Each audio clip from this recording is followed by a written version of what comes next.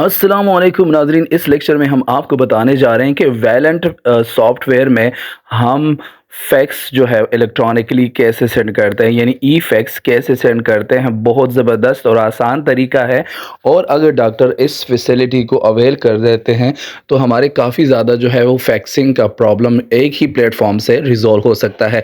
बस डॉक्टर को एग्री कराना होता है और इनके बाकी जो टर्म्स एंड कंडीशंस है वो बताने होते हैं। चलिए जी, लॉगिन करते हैं, और लॉगिन के साथ-साथ मैं आपको बताता चलूँ कि इसकी कॉस्ट जो है वो, इसकी जब सेटअप की फ़ी है वो बिल्कुल फ्री है, कोई उसके चार्जेस नहीं है। जबकि जब फॉर ट्रांज़ैक्शंस के हवाले से, यानी जब फैक्स सेंड होती है तो उस हवाले से मतलब 0.5% जो है उसका वो चार्ज करते हैं। तो सबसे पहले तो आपका जो वैलेंट सब्सक्रिप्शन फॉर्म है वो आपको फ़िल करना है। ये कुछ बॉक्सेस दिए हुए हैं जिसमें आपको इन्फॉर्मेशन जो है वो अपने पुट करने हैं। अपने जो डॉक्टर है उसकी कॉन्टैक्ट इन्फॉर्मेशन होनी चाहिए, ठीक है? और उसका जो नाम है वो सारी इन्फॉर्मेशन आपने यहाँ पे पुट कर ली। फिर हम डैशबोर्ड पे गए।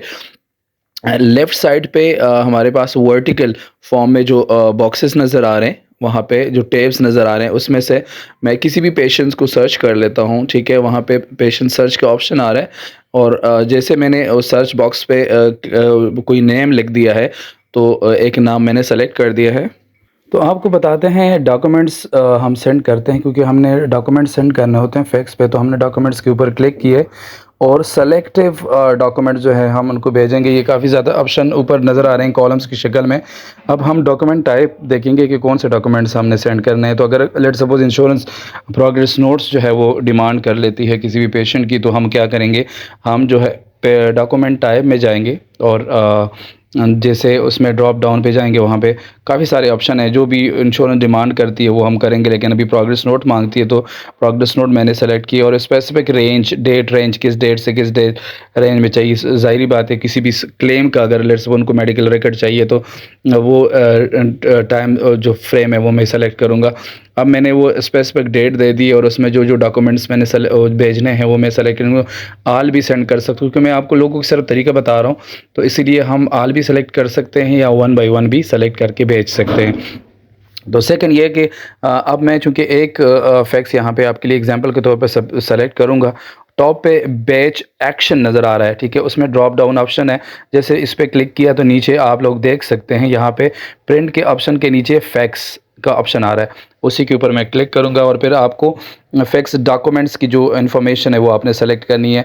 यानी प्रोवाइडर का नाम क्या है वो मैं ड्रॉप डाउन ऑप्शन में उसमें सेलेक्ट करूँगा, और साथ जो है वो उसमें क्या है, उसमें जो नेम है डॉक्यूमेंट का वो भी मैं वो सेंड कर लिख सकता हूँ। फैक्स नंबर है वो भी यहाँ पर मैं जो है वो कोट कर सकता हूँ, और प्रोवाइडर का नाम करके फिर मैं सेंड करूँगा तो ऑटोमेटिकली ये जो है वो सेंड कर देगा फैक्स को। तो ये एक सिंपल तरीका है, बहुत आसान तरीका है वैलेंट सॉफ्ट में, जो कि इजीली आप लोग जो है वो इस फॉर्मेट को, इस मेथड को यूज़ कर सकते हैं। और इसके चार्जेस जैसे मैंने आपको शुरू में कहा था कि $0.5 पर ट्रांजैक्शन जो है इनके चार्ज होंगे। और जो कि मतलब लेट्स सपोज अगर मंथ में 10 डॉक्यूमेंट्स हैं तो उस 0.5 के हिसाब से मल्टीप्लाई बाय 10 करेंगे, तो it's an easiest way to send the fax through this वेलेंट आईवो सॉफ्टवेयर।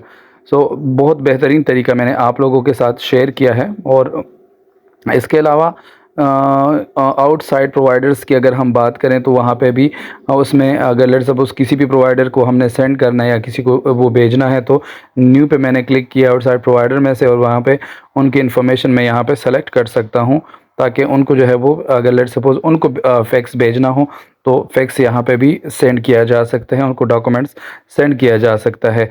उसके लिए फिर जो रिक्वायर्ड डेटा होगा, जो इन्फॉर्मेशन हमने फ़िल करनी होगी, उसके नाम, वो सारी डिटेल उस प्रोवाइडर की हम यहाँ पे फ़िल करेंगे, और फैक्स नंबर भी हम इनका वो करके फिर उनको हम क्या करेंगे, सेव कर देंगे।